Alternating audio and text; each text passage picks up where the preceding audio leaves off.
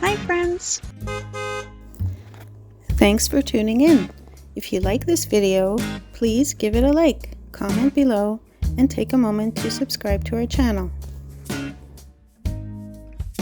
Welcome to Port Hawkesbury, Nova Scotia, a charming town that serves as the gateway to the breathtaking Cape Breton Island. As you drive through this picturesque area, you'll be captivated by its stunning landscapes and rich history. Port Hawkesbury is situated on the southwestern coast of Cape Breton Island, overlooking the Strait of Canso. This strategic location has made it an important hub for transportation and industry.